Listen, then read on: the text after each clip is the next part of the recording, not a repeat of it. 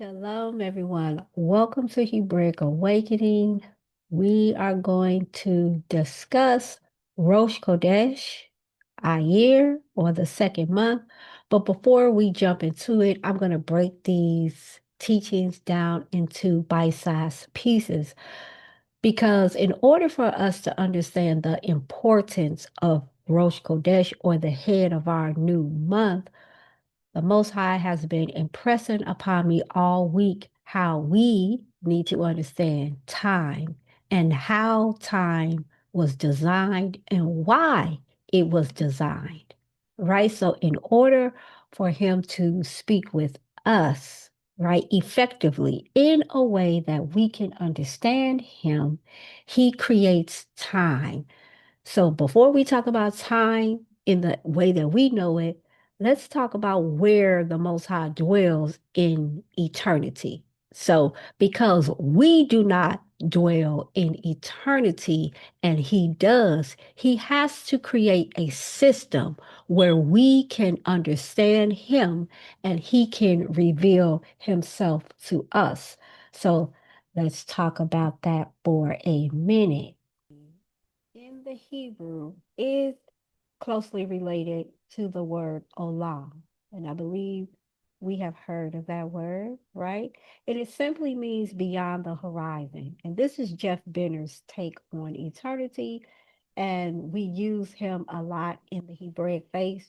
Well, at least if you're serious about studying, we use him a lot to help us to get the full understanding of certain words, right? So this word olam simply means, right, the far distance or beyond the horizon, right? So when we look, especially at the sea and we see that sun beginning to set right on that boundary of the sea, that's like looking and trying to look past the horizon, but you can't, right? So the Most High is equating himself to that.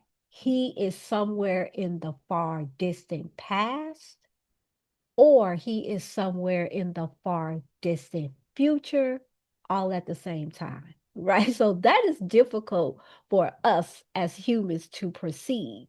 So, because we can't perceive him being in the distant past and the distant future all at the same time, he has to create a system where he can effectively communicate with us based upon what we can understand, right? So I hope that helps us to understand why time was given to us. Now, from a Hebraic standpoint, and we go back in time, right? We go back in history. We understand that the Hebrews understood time to be connected to events, and events are always connected to history. So, in essence, history, time, and events are all the same to the minds of an Hebrew. It is not just like heavenly time in the cosmos. And that's a very Greek thinking where you're always looking up into the heavenlies in order to understand time. Now, Yahweh uses the heavenlies to organize time for us so that we can understand Him. But there's a reason why we are in the cosmos, so to speak. There's a reason why we are in the universe. So we see a lot of people paying honor and giving tribute to the universe, but we, right, as Hebrews, as Israelites, as people of faith, if you've been grafted in, we want to understand time in the way that Yahweh wants us to understand time. And we know that He is the creator of time, He's the creator of the cosmos, He is the creator of the universe. And this is why we only give honor and respect to Him, even though the universe works in conjunction with Yahweh because He created it. And so I understand when people say, well, the universe gives me this, this, and this. I understand the concept, right? I understand that ideology. However, you cannot end there. You cannot say the universe by itself gave me. You have to say the creator of the universe gave me. Two different two different ways of saying that, two different ways of paying respect. So again, the Hebrews thought and understood that time is connected to events, events are connected to history. Yahweh is a Elohim of history. History does what? It marks time. All right. So it marks time. We understand that Moshe was to mark the nation's calendar before the last plague, before Passover. Exodus 12, 1 and 2. We're very familiar with that. And we like to say that the first commandment given to Israel, was not the 10 commands technically. It was before they were getting ready to leave Egypt, they were to mark time. And so we see that Yahweh is setting them up to understand him, and he's getting ready to reveal himself through time, through these events, through history. Exodus 19, 1 through 6. When you read that, so let's read that really quickly. Let me turn there myself. Exodus 19. Okay, we're going to read 1 through 6. I'm reading from the NIV just for the sake of reading, right? Read from the version that you like. On the first day of the third month, after the Israelites left Egypt, on that very day, they came to the desert of Sinai. After they set out from Rephidim, they entered the desert of Sinai, and Israel camped there in the desert in front of the mountain. Now, all that I can do a whole teaching on that because my mind instantly like he didn't mention these deserts several times in a couple of sentences. He wants us to pay attention to something, but we're not going to get caught up in that right now. We are focused on time. Verse 3. Then Moses went up to Elohim, and Yahweh called him from the mountain and said, now, before we go any further, let's back up. On the first day, Rosh Chodesh, of the third month, there is something that the Most High wants Moshe to tell the people. So he's connecting time, event, and now he's going to bring about instruction, right? This is what you are to say to the descendants of Jacob and what you are to tell the people of Israel. So right there's a mixture of people going on. There's the descendants of Jacob, and then there's the people who have been grafted in. You yourselves have seen what I did to Egypt and how I carried you on eagle's wings and brought you to myself. Now, if you obey me fully and keep my covenant, then out of all the nations you will be my treasured possession. All the earth is mine. Although the whole earth is mine, you will be for me a kingdom of priests and a holy nation. These are the words you are to speak to the Israelites. So, on a specific day and time, Yahweh speaks and gives instructions that's connected to the covenant. That's very important because time connects us to the covenant.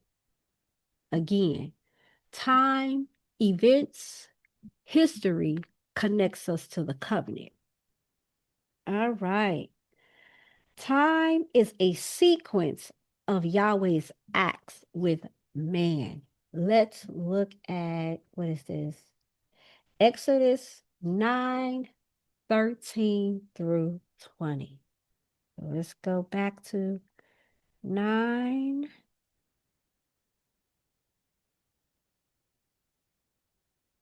Secrets of events. This is the plague of the hail. So we know the whole time in Egypt, when he is performing these acts and these events, that he's speaking to them in a way that they can understand. He is connecting them to the covenant. He's connecting them to the covenant. And there are several covenants that have been spoken before we get to Moshe. Nevertheless, he is connecting them to each of these covenants. This is why he intervenes so that he can connect us to the covenant and give us revelation or instruction. Right? So, this plague of hell, verse 13. Then Yahweh says to Moshe, get up early in the morning, confront Pharaoh and say, right? So let's just stop. He has to rise up at a certain time and confront Pharaoh and say, this is what Yahweh, the Elohim of the Hebrews, say. Let my people go so they may worship me. So we know that events are tied to time, and time is tied to worship. Okay? So just stepping this out so that by the time we get to Rosh Kodesh Ayir or the second month, you're not saying, well, how you come up with that stuff? This is why we must understand time. And I want to take my time and do maybe another teaching that talks about cycles before we get to Rosh Kodesh, because we're going to get to it next week. Like we're going to hit it. Because I want us to see the month play out, right? The month of passage play out. And I want you to mark the events that's happening in your life, all right? So again, events are equivalent to time. All right. Days, months, and years control diurnal oscillation. All right. So when you look that word up, it's really just talking about the rhythms and patterns for life and worship. So your days, your months, and your years reflect rhythms and patterns, right? They are controlling the way we sleep, the way we get up in the morning, how we eat, right? Because it controls produce, harvest, seed, time, harvest, right? It controls worship, the feast days. So we have to look at time and look at the days, months, and the years to understand the time. What event is happening? What's getting ready to happen? Spring is an event. It's getting ready to come in. What what events or what historical what am I trying to say? Child, my menopause brain. What historical facts are tied to the spring, right? So it helps us to understand the patterns for life and worship. All right. So I'm trying not to get into the cycles teaching because I went over that, but I want to go over it in a little bit more detail, but I don't want to overwhelm us because when you leave from this teaching, it's like brainwashing you. Time is connected to events and history. He is an Elohim that lives in eternity. Eternity is too hard for you to understand. You cannot understand him being in the distant past and in the distant future all at the same time. You can't understand that. So now he got to carve a little bit of eternity out, right? Because that's all it is, a little bit of eternity out for you to understand how he wants to communicate with you. Right. So the moon, the stars, and the sun, they are cycles, and we know that. And they are connected to our feast days. And feast days are connected to Yahweh. And those of us who believe in Yeshua, we know the feast days are all about Him. They're all about our need for a Messiah. So whether you believe in Yeshua or not, you understand that the feast days is connected to Messiah and our need for a Hamashiach to come, right, and bring salvation to atone, because we done broke the covenant. Now, I just have a lot of questions for people who don't believe in Mashiach. You running around without a Messiah and nobody has atoned for your sin, and we don't have a temple. And who's atoning? We don't have no priesthood. We're scattered. So who's atoning? But all right. Blessings are tied to events and cycles. Repeat that one more time. Your blessings, my blessings, are tied to events and cycles, right? So, covenant is the intervention between Yahweh and man to form an agreement. And we see that. We're going to go through that really quickly, and we're going to see how blessings are tied to the event and time. The 12 tribes are numbered and ordered, right? Each tribe is tied to a blessing or inheritance. So the way that the tribes are even ordered to be around the tabernacle is super important. We have 3 tribes that are strictly tied to the spring, and they are the first in order around the tabernacle. But let me see. I can't remember off the top of my head. Was it Zebulon, Issachar, and Zebulon, Issachar, and one more? I'll make sure I put it in the chat on the Patreon because it's very important to understand that. And we're gonna get into that, right? But there are 3 tribes, and they are first in order. And it's very important to understand the order in which they are to be around the tabernacle and how they even march coming out or in. Super important. Yahweh doesn't just instruct people just for the sake of doing it. There's always strategy and there's always revelation inside of everything that he does, right? So tribes are a divided whole, like a pizza. And I think I've made this analogy before. There's a whole pizza, and everybody usually doesn't get an equal slice. So we are made up differently. That's why I say you have to find your own tribe. I know you've heard that before. You have to find your own tribe of people. There's 12 tribes, 12 different personalities, 12 different ways of doing certain things, but the basis is Torah, right? But we got 12 different personalities, creative processes, disciplines, and that sometimes can be how can I say, between family. I don't want to say, yeah, it can bring confusion. Of course, it can bring confusion, but it's just different, and you're getting to the same goal, but you're getting there in a different way, right? Like I say with women, some of us are girly, some of us could care less about roses. Like some of us can't stand flowers. It doesn't make you not a girl. There's different levels, different types, all right?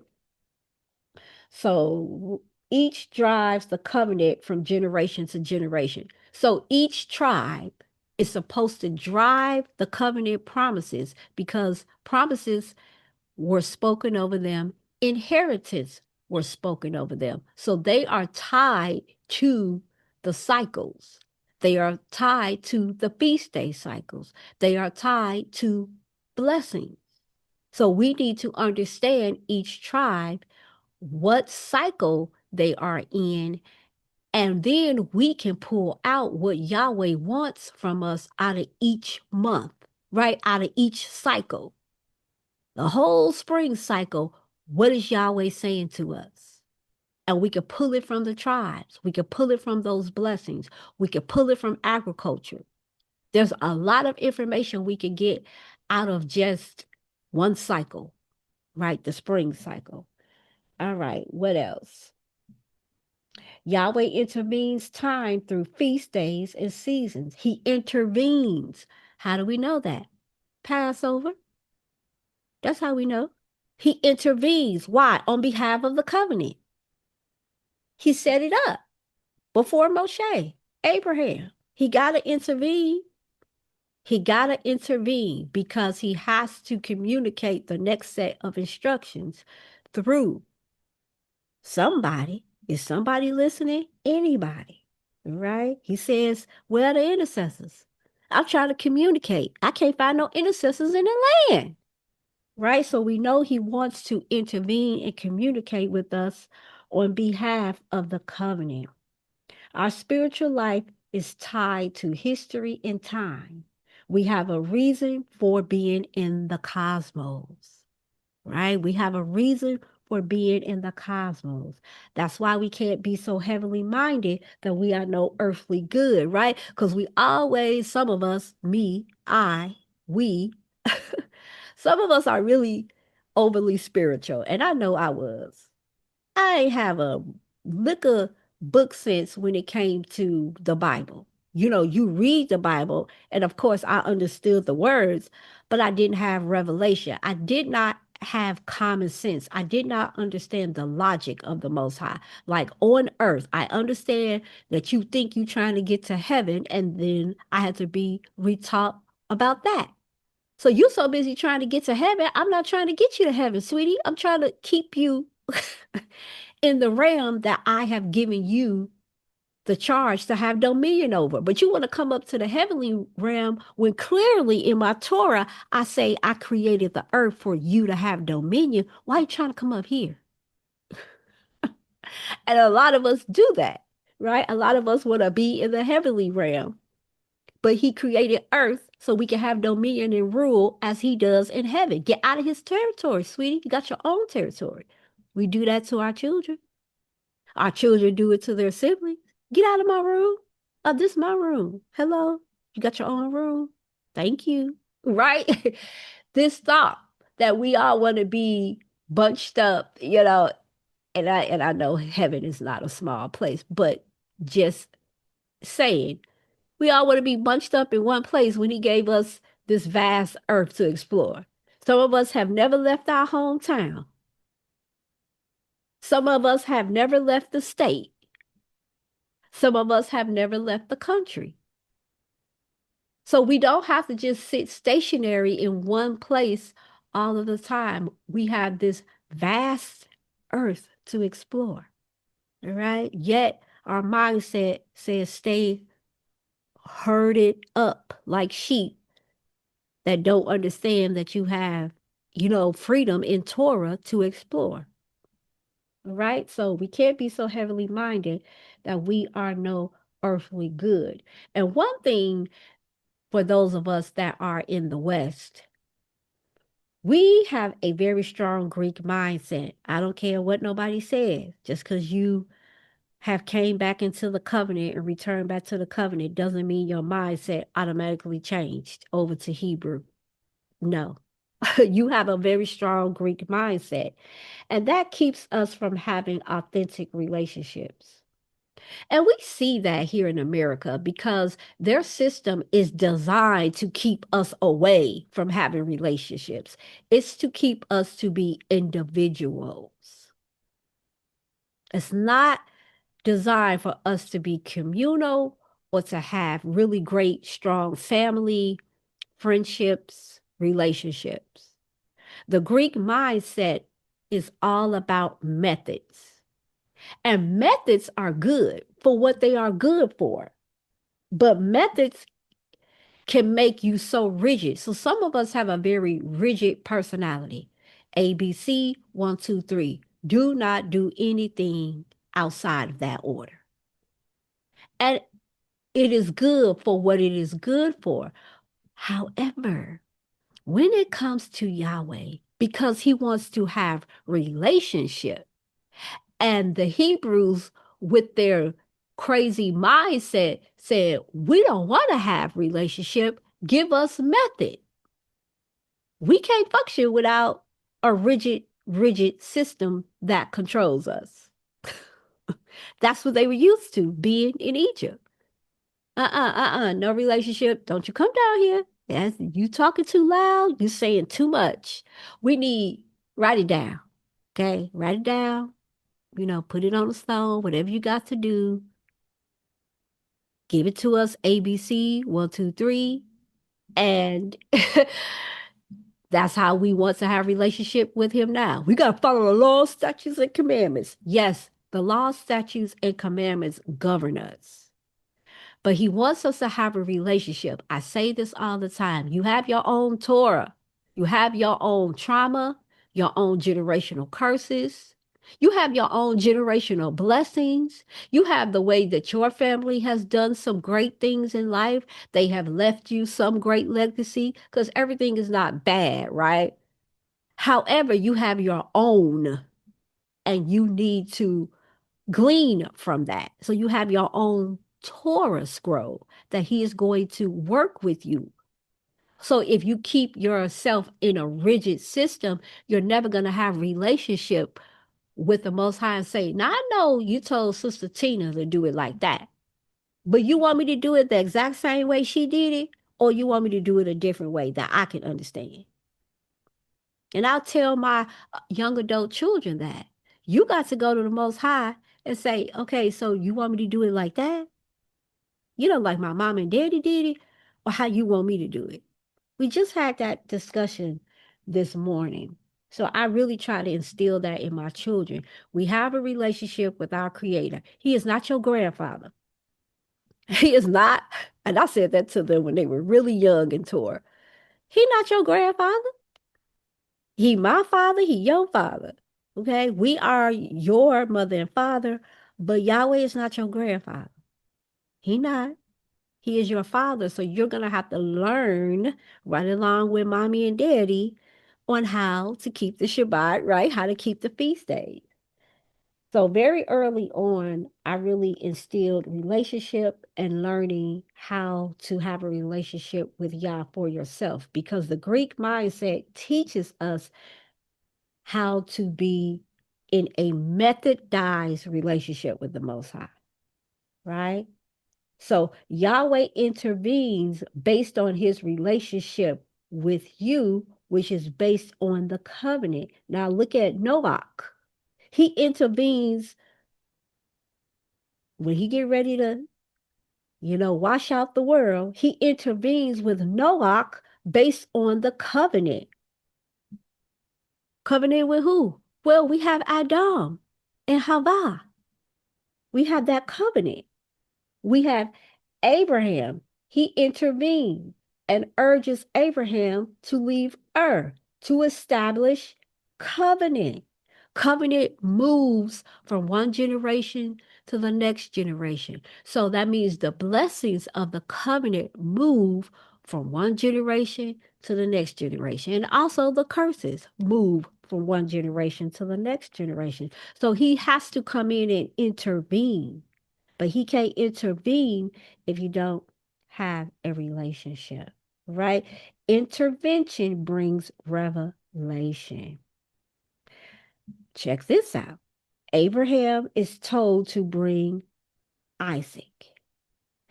After he brings Isaac, then Yahweh reveals himself as Yahweh Yireh, the provider Elohim. The Elohim that provides. He reveals himself to Abraham in a different way. There's a different way that now Abraham sees and has a relationship with the Most High. Oh, he is an Elohim that provides. So I don't have to just rely on myself for daily provision. He now is the Elohim that I can trust to provide for me, right? So let's talk about the different covenant provision. There's 4 different elements, and I got this from Chuck Pierce. And, I like to glean wisdom from wherever I can. And I really like the way that he thinks and thinks outside the box and how he looks at the text and pull things out. So he said there's time, position, movement, and order. But we already said that. We didn't need Chuck Pierce to say that, right? We just stepped that out ourselves by looking at scripture. But he put it down in a way that we can, you know, bite and chew and study. There's time, how you position yourself before the Most High. Then there's movement and order. All right?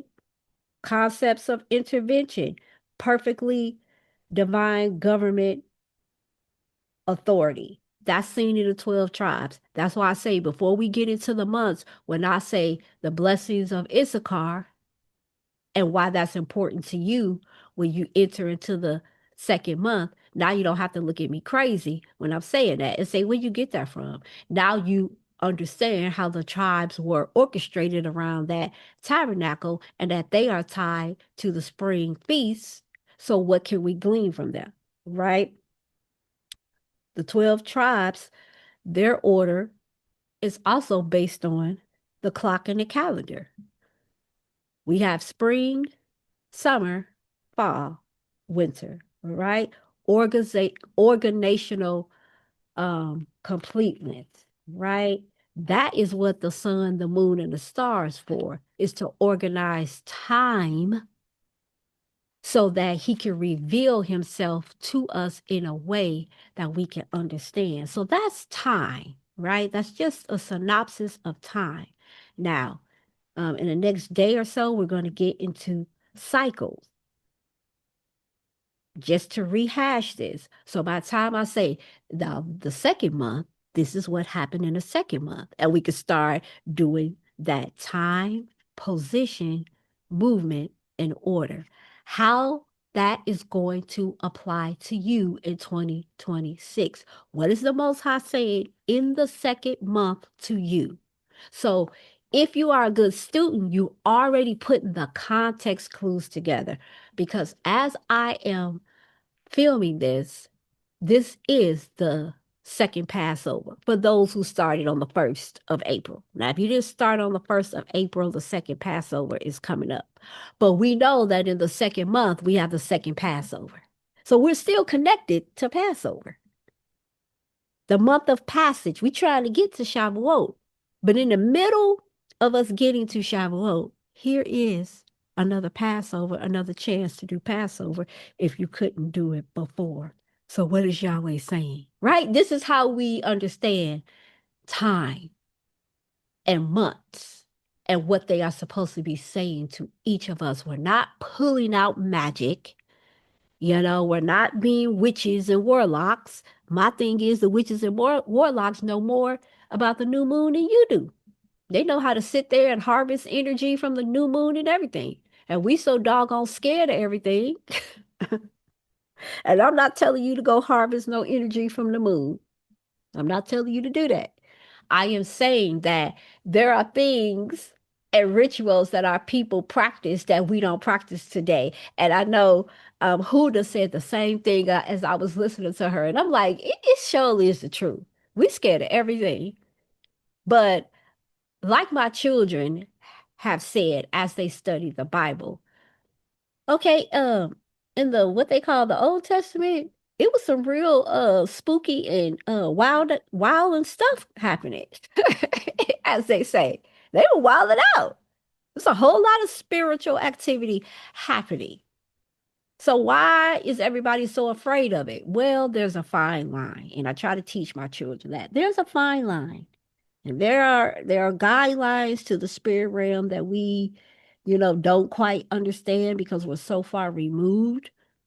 But even then, you get in trouble for certain stuff. And we always talk about um King Saul and the witch and Samuel, and we like to glean information from there because that wasn't permissible what he did, but he sure did it. And he sure was talking to Samuel. So now we gotta be like, okay, so was Samuel dead or was he asleep? Hey, those are discussions for other days, right?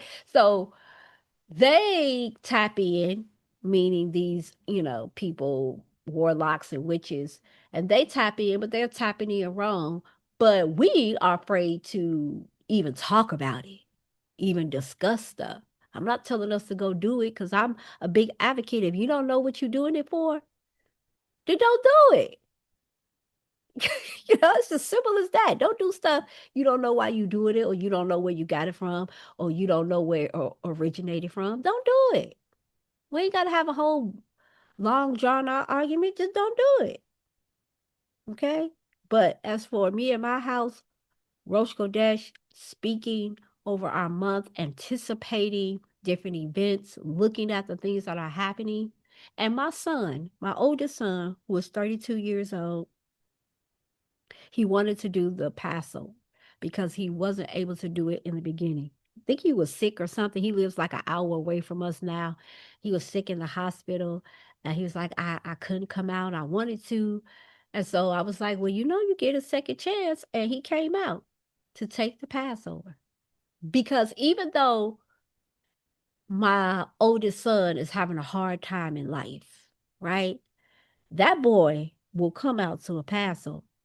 Like, I think it may be a year or two out of his life that he did not come out, and he saw how his life was. Like, he understood the events that took place in his life, but those couple of years that he did not come out to the Passover was hell on earth. And he been showing up to the Passover because he has his own relationship. Even though it doesn't look like what I want it to look like, he has it. And my prayer is, Yahweh, keep his foot on the path. Don't let it get off the path. He might fumble, turn a little bit, fall down, but pick him back up. Make sure he stay on the path because of the covenant promise that you have with my household. Baby, we gotta learn how to pray. And as parents, we gotta learn how to chill out. And that's very hard. It's very hard for me. I'm a helicopter mom. And I had to learn, chill out. Let these kids go on their own path. If you understand your prayers and you're speaking into the month like you say you are, and you believe Yah is hear your prayers in the Shabbat and, in the feast days, then leave your grown children alone and let them go on the path that they are destined to go on, and let them learn the lessons that they need to learn with their Elohim. Mind your business as much as you can. Pray for your children, love your children, have a relationship with your children, but you cannot control their relationship with the Most High. And that is something that I had to learn. And all I simply said was, well, you can come out if you want to. Yeah, Ma, I want to come. And we went and got him, and he came, and he went back home. He's like, I got curfew. They said I got to be home by 11:30, so that's what I got to do. I'm like, who is this? Who is this? So he's inside of a program that is helping him, and it's a whole thing. So I'm not going to speak on it too soon, but we watching Yahweh work. When? During Passover. During Passover. And when my son called and told me the news and how he got in this program, and they gave him a place to stay and paid for his rent for 6 months right before Passover, I said, you know what? You can't make this stuff up. Yahweh is good all the time, and all the time, Yahweh is good. All right. So I hope that small testimony has helped, parents out there. All right. Please stay part. Stay tuned for part 2. We're doing cycles, and then we're going to jump into what we should expect out of the second month. All right. Shalom, everybody.